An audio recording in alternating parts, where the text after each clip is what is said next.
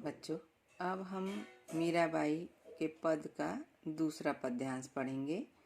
गली तो चारों बंद हुई, मैं हरि से मिलूं कैसे जाई। ऊंची नीची राह रपटीली, पाँव नहीं ठहराई। सोच सोच पग धरूं जतन से, बार बार डिग जाई। ऊंचा नीचा महल पिया का, हमसे चढ़ा न जाई। पिया दूर पथ मार्यो झीणो, सूरत झकोला खाई। कोस कोस पर पहरा बैठे, पैड़ पैड़ बटमार।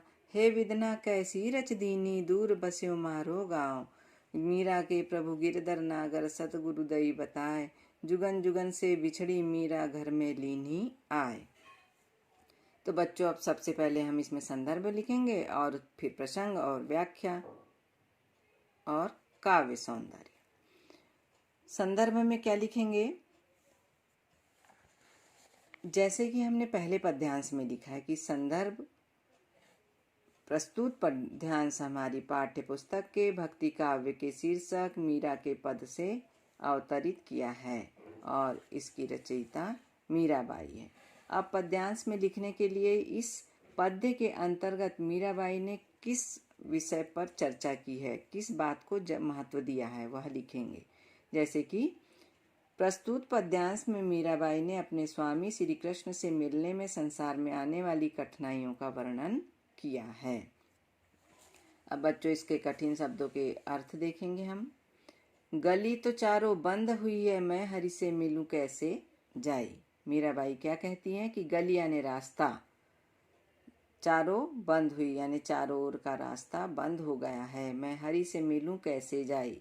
मिलूं यानी मिलने। मैं भगवान श्री कृष्ण से मिलने के लिए कैसे जाऊं।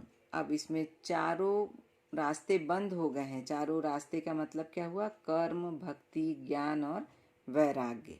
तो पहले आधी पंक्ति का अर्थ लिखेंगे।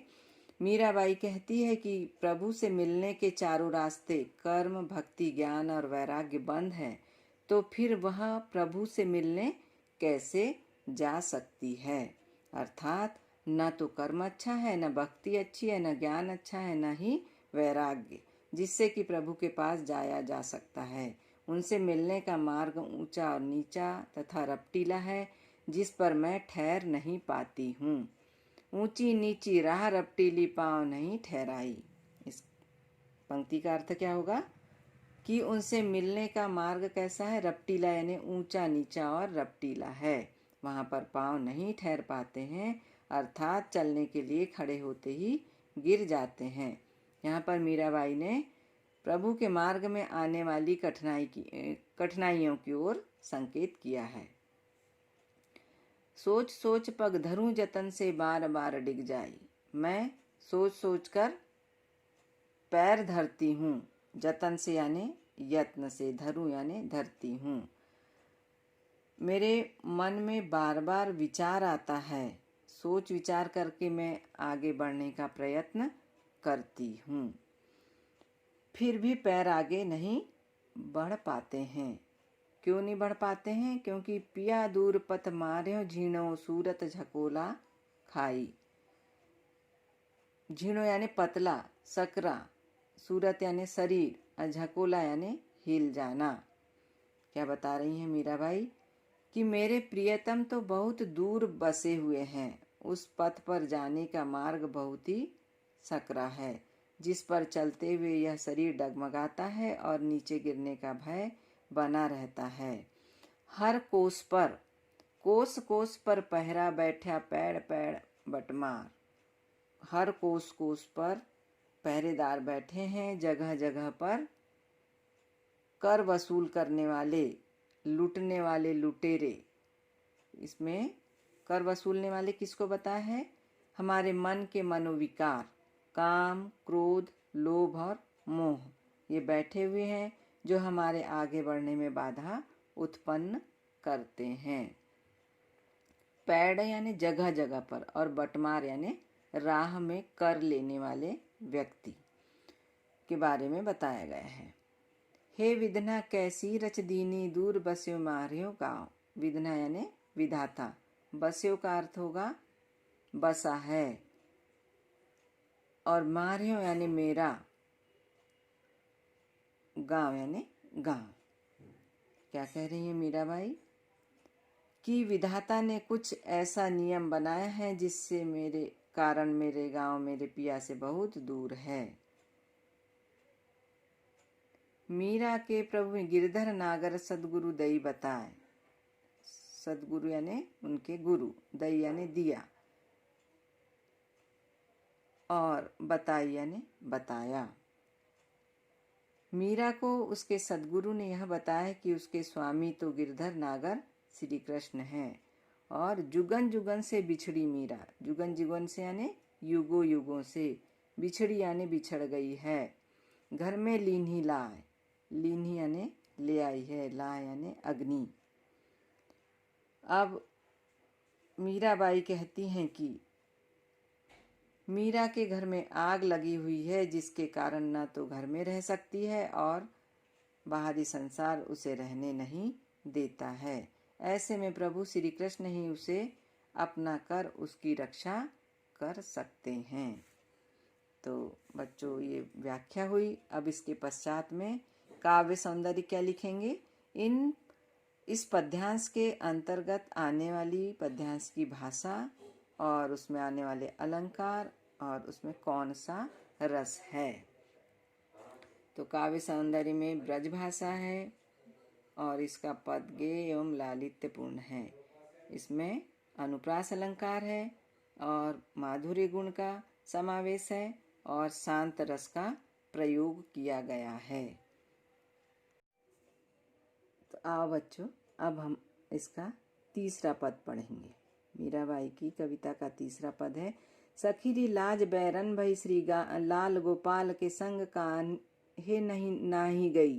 कठिन क्रूर अक्रूर आयो साजी रथ कह नहीं। रथ चढ़ाए गोपाल लय गो हाथ मीजत रही। कठिन छाती श्याम बिछुरत बिरह में तन तई। दासी मीरा लाल गिरधर बिखर्यो क्यों न गई। तो अब सर्वप्रथम हम इसमें संदर्भ लिखेंगे, संदर्भ के पश्चात हम प्रसंग लिखेंगे और प्रसंग के पश्चात व्याख्या और व्याख्या के पश्चात काव्य सौंदर्य। तो सबसे पहले तो बच्चों हम इसके कठिन शब्दों के बारे में जानेंगे कि इसमें कौन कौन से कठिन शब्द दिए हुए हैं। सखीरी लाज बैरन भई, लाज यानी लज्जा और बैरन यानी दुश्मन, भई यानी हो गई है। श्री लाल गोपाल के संग काहे नहीं गई, काहे यानी क्यों, क्यों नहीं चली गई है। क्रूर यानी कठोर और अक्रूर यानी अक्रूर जी। साजी यानी सजाकर। हाथ मीजत रही यानी पछता कर रह गई। विरह यानी वियोग और तन यानी शरीर। कठिन छाती श्याम बिछुरत, बिछुरत यानी बिछुड़ गई है। और दासी मीरा लाल गिरधर बिखर क्यों न गई, बिखर यानी नष्ट क्यों नहीं हो गई। इसका संदर्भ तो वैसे ही लिखेंगे जैसे हमने पहले पद्यांश में लिखा है कि प्रस्तुत पद्यांश हमारी पाठ्य पुस्तक के भक्ति काव्य के शीर्षक मीरा के पद से अवतरित किया गया है और इसकी रचयिता मीराबाई है। प्रसंग के अंतर्गत लिखेंगे कि पद्यांश में मीराबाई ने विरह जनित पीड़ा का बड़ा ही मार्मिक वर्णन किया है और लोक लाजवश वह श्री कृष्ण के साथ नहीं जा पाई और उनके मथुरा चले जाने के बाद में वह पछता रही है।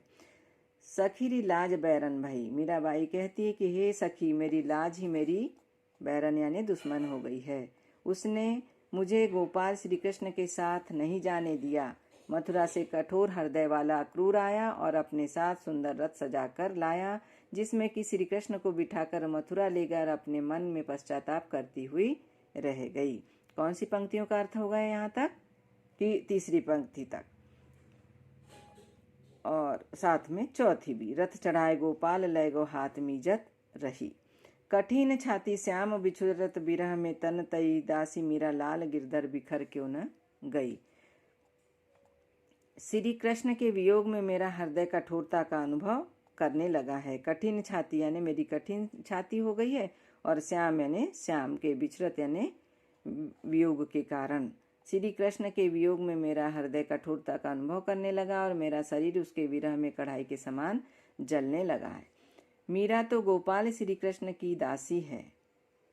क्या कहती मीराबाई कि दासी मीरा लाल गिरधर, मैं तो श्री कृष्ण की दासी हूँ। उन्होंने ही भक्तों के हित में गोवर्धन पर्वत उठाया था। मीरा को इस बात का दुख है कि वह श्री कृष्ण के विरह में नष्ट क्यों नहीं हो गई, बिखर क्यों नहीं गई। इसके अंतर्गत काव्य सौंदर्य है, ब्रजभाषा पद गेय है एवं लालित्यपूर्ण है, रस वियोग और श्रृंगार रस है, अनुप्रास व उपमा अलंकार है और विरह का अनूठा वर्णन है।